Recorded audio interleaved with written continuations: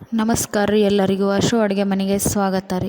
ನಾ ಇವತ್ತು ಒಂದು ಸಿಂಪಲ್ ಆದಂಥ ಟೇಸ್ಟಿ ಆದಂಥ ರೆಸಿಪಿನ ತೊಗೊಂಡು ಬಂದೀನಿ ನೋಡಿರಿ. ನಿಮಗೆ ಏನಪ್ಪ ಅಂತಂದ್ರೆ ಫ್ರೆಂಚ್ ಬೀನ್ಸ್ ಪಲ್ಯ ಮಾಡತ್ತೀನಿ ನೋಡಿರಿ ಇವತ್ತು. ಅದ್ರ ಸಲುವಾಗಿ ನಾ ಇಲ್ಲಿ 1/2 kg ಆಗುವಷ್ಟು ಬೀನ್ಸ್ ತೊಗೊಂಡು ಕ್ಲೀನ್ ಮಾಡಿ ಇಟ್ಕೊಂಡೇನಿ ರೀ. ಅದ್ರ ಜೊತೆ 3 ಸ್ಪೂನ್ ಆಗುವಷ್ಟು ಶೇಂಗಾ ತೊಗೊಂಡೇನಿ, ಒಂದು ಸಣ್ಣದಾದ ಟೊಮೆಟೊ, ಆಮೇಲೆ ಒಂದು ದಪ್ಪ ಈರುಳ್ಳಿ, ಆಮೇಲೆ 7ರಿಂದ 8 ಕರಿಬೇವು ತೊಗೊಂಡೀನಿ ನೋಡಿರಿ ಇಲ್ಲಿ. ಅದ್ರ ಜೊತೆಗೆ ಏನಪ್ಪ ಅಂತಂದ್ರೆ ಒಂದು ಚಿಟಿಕೆ ಆಗುವಷ್ಟು ಅರಿಶಿನ, ಒಂದು ಅರ್ಧ ಸ್ಪೂನ್ ಆಗುವಷ್ಟು ಮಸಾಲೆ, ಆಮೇಲೆ ಒಂದು 3 ಸ್ಪೂನ್ ಮಸಾಲೆ ಖಾರ, ಅದ್ರ ಜೊತೆಗೆ ಅರ್ಧ ಸ್ಪೂನ್ ಆಗುವಷ್ಟು ಉಪ್ಪು ತೊಗೊಂಡೇನಿ ರೀ. ಈಗ ಶೇಂಗಾ ಏನಪ್ಪ ಅಂತಂದ್ರೆ ಒಂದಿಷ್ಟು ಸಣ್ಣಗೆ ಕುಟ್ಕೊಂಬಿಡೋಣ ರೀ, ಅವ್ರು ಚೌಳಾಗು ಹಂಗೆ. ಬರ್ರಿ ಇಲ್ಲಿ ಒಗ್ಗರ್ನಿಗೆ ನಾನು 2 ಸ್ಪೂನ್ ಆಗುವಷ್ಟು ಎಣ್ಣೆ ಯೂಸ್ ಮಾಡತ್ತೀನಿ ರೀ. ಈ ಪಲ್ಯ ಏನಪ್ಪ ಅಂತಂದ್ರೆ ಭಾಳಷ್ಟು ಸಿಂಪಲ್ ಅನ್ನಿಸ್ತೈತಿ, ಬಟ್ ಚಪಾತಿ ಜೊತೆಗೆ ಏನಪ್ಪ ಅಂತಂದ್ರೆ ಮಸ್ತ್ ಕಾಂಬಿನೇಷನ್ ರೀ ಇದು. ಇಲ್ಲಿ ಒಗ್ಗರ್ನಿಗೆ ನಾವು ಒಂದಿಷ್ಟು ಸಾಸಿವೆ ಹಾಕ್ಕೊಂಡೇನಿ ರೀ. ಅದ್ರ ಜೊತೆಗೆ ಏನಪ್ಪ ಅಂತಂದ್ರೆ ಇವು ಒಂದಿಷ್ಟು ಚಟಪಟ ಅನ್ನುವಾಗ ಒಂದಿಷ್ಟು ಜೀರಿಗೆ ಹಾಕ್ಕೊಂಬಿಡೋಣ ರೀ. ಆಮೇಲೆ ಕರಿಬೇವು ಎಲೆ ಹಾಕ್ಕೊಂಡು ಈಗ ಏನಪ್ಪ ಅಂತಂದ್ರೆ ಸ್ವಲ್ಪ ಉಳ್ಳಾಗಡ್ಡಿ ಕಟ್ ಮಾಡಿ ಇಟ್ಟಿದ್ವಲ್ಲ ರೀ, ಅದ್ರನ್ನೂ ಹಾಕ್ಕೊಂಬಿಡೋಣ ರೀ. ಇದನ್ನು ಚೆಂದಂಗೆ ತಾಳಿಸ್ಕೋಬೇಕು ನೋಡಿರಿ. ಈಗ ಬೇರೆ ಬೇರೆ ರೆಸಿಪಿಗಾಗಿ ಅಶು ಅಡುಗೆ ಮನೆ ಚಾನಲನ್ನು ಸಬ್ಸ್ಕ್ರೈಬ್ ಮಾಡಿರಿ. ಈಗ ಅದ್ರ ಜೊತೆ ಏನತ್ತಂದ್ರೆ ಚೆಂದಂಗೆ ಇಟ್ಕೊಂಡಂಥ ಬೀನ್ಸ್ನು ಹಾಕಿ ನಾ ಈಗ ಏನು ಮಾಡತ್ತೀನಿ ರೀ, ಎಣ್ಣೆ ಒಳಗೆ ತಿರುವಾಡ್ಕೊಳತ್ತೀನಿ ನೋಡಿರಿ.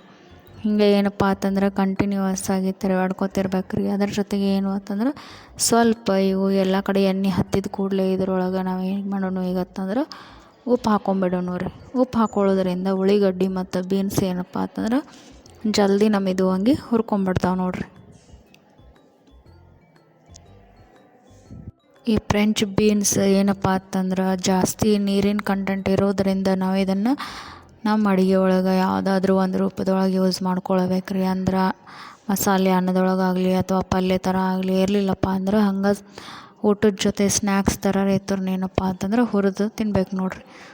ಈಗ ಬೀನ್ಸ್ ಮತ್ತು ಉಳ್ಳಾಗಡ್ಡಿ ಎಲ್ಲನೂ ಸ್ವಲ್ಪ ಫ್ರೈ ಆಗ್ಯಾವು. ಅದ್ರ ಜೊತೆ ನಾ ಏನು ಮಾಡತ್ತೀನಿ ರೀ, ಇಲ್ಲಿ ಟೊಮೆಟೊ ಕಟ್ ಮಾಡಿ ಇಟ್ಕೊಂಡಿದ್ಮೇಲೆ ಅದನ್ನೂ ಹಾಕ್ಕೊಂಡು ಮತ್ತೊಂದಿಷ್ಟು ಚೆಂದಂಗೆ ತಿರುವಾಡ್ಕೊಳತ್ತೀನಿ ನೋಡಿರಿ. ಈಗ ಒಂದು ಅರ್ಧಂಬರ್ಧ ಅವು ಏನಪ್ಪ ಅಂತಂದ್ರೆ ಬೀನ್ಸ ಉಳ್ಳಾಗಡ್ಡಿ ಎಲ್ಲನೂ ಹುರಿದವ್ರಿ. ಅದ್ರ ಜೊತೆ ಈಗ ಮಸಾಲೆ, ಆಮೇಲೆ ಮಸಾಲೆ ಖಾರ ಎಲ್ಲನೂ ಹಾಕ್ಕೊಂಡು ಚೆಂದಂಗೆ ತಿರುವಾಡ್ಕೊಳತ್ತೀನಿ ನೋಡಿರಿ. ಹಿಂಗೆ ಏನು ಅಂತಂದ್ರೆ ಬೀನ್ಸ ಪೂರ್ತಿಯಾಗಿ ಮೆದು ಆಗುವವರೆಗೂ ನಾವು ಫ್ರೈ ಮಾಡ್ಕೋಬೇಕು ರೀ.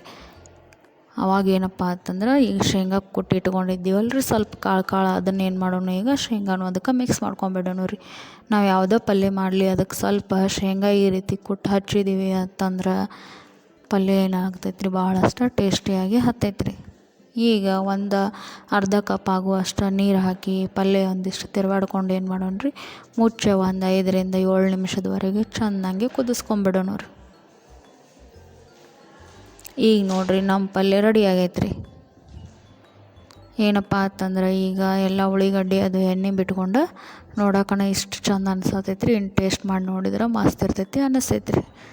ನೋಡಿರಿ ಈ ರೀತಿ 2 ಸ್ಪೂನ್ ಎಣ್ಣೆ ಹಾಕಿದ್ರೂ ಎಲ್ಲ ಬೀನ್ಸ್ನು ಎಣ್ಣೆ ಕಾಣತ್ತವೆ ನೋಡಿರಿ. ನೋಡಿರಿ ನಮ್ದು ಬೀನ್ಸ್ ಪಲ್ಯ ರೆಡಿ ಆಗೈತೆ ರೀ. ಇದನ್ನು ನಾವು ರೊಟ್ಟಿ ಜೊತೆ ಚಪಾತಿ ಜೊತೆ ತಿನ್ಬೋದು ನೋಡಿರಿ. ಆಮೇಲೆ ದೋಸೆ ಜೊತೆಗೂ ಇದೇನು ಅಂತಂದ್ರೆ ಚಲೋ ಹತ್ತೈತೆ ರೀ. ಎಲ್ಲರಿಗೂ ಧನ್ಯವಾದಗಳು ರೀ.